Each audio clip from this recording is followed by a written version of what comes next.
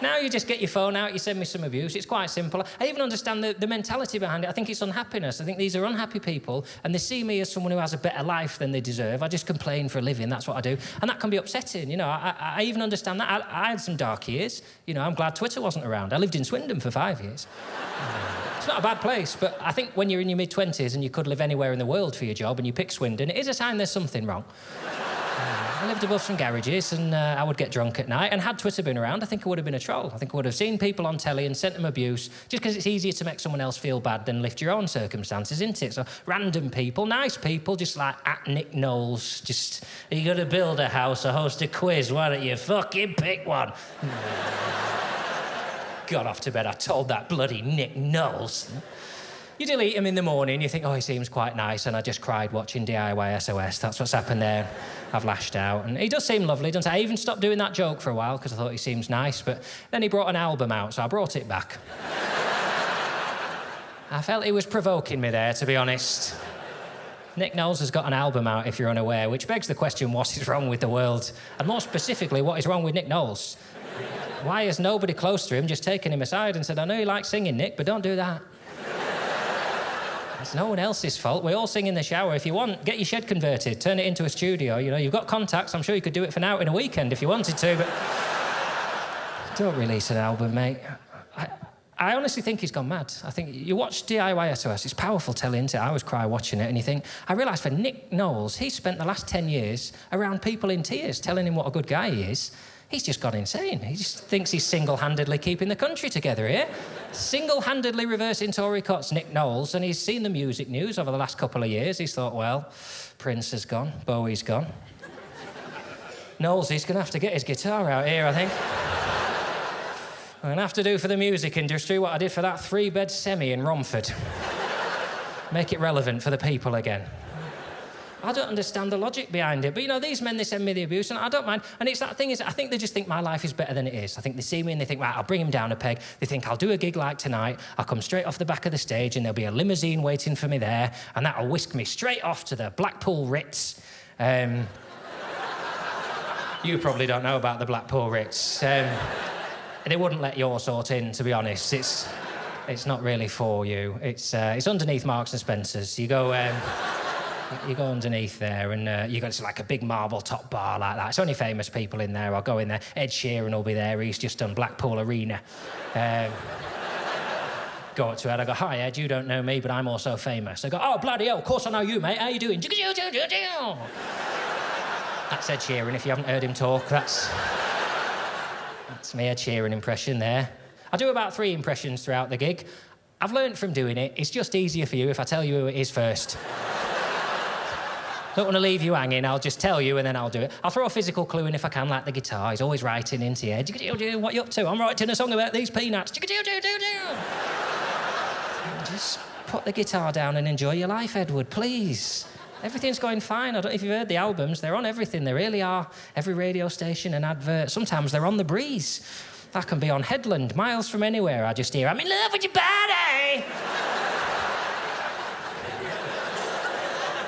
He's on the wind. Just relax. What do you want to drink, mate? He said, I'll have a porn star martini. I say, barman, 3 porn star martinis. Just tip the 3rd one on the floor, because some people are poor. And then Ed and I'll just drink and talk about all the other celebrities we know. I don't know if you know this, celebrities, we only hang around with each other, because then we've got that to talk about, you know, what could you tell us of life? So Ed will say to me, what are you doing this summer then, John? I say, well, I'm actually going on a canal boating holiday with Diane Abbott and Peter Crouch. You wouldn't think we'd get on, would you? But, you know, it's a cracking triumvirate, it really is. We have a right laugh. You know, Crouch is not cut out for barge living, obviously, but he makes an effort for Diane. She fires him up politically. He comes away so alive. And, you know, in return, he's making her quite a deadly 6-yard striker. He really is. So it's tit for tat, really. And we'll have a laugh. Eventually, Ed gets drunk and just wanders off like that. I say, where are you going to, mate? He says, I've got to talk to girls and see if from somewhere I'm going to do a song about them.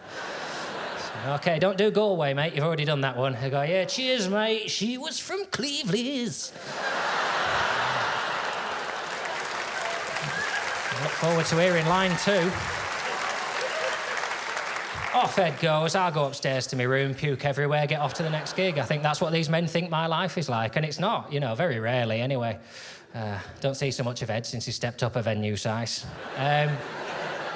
What I tend to do after a gig, and this is very boring, I shouldn't tell you, but most gigs I just tend to drive home. You know, it's only a small country, I can get back in 3 or 4 hours, and I like to get home afterwards because I'm dying for the toilet. I really floor it on the way back, 72, 73 if I have to. Edit that out in case there's any Rozzers watching.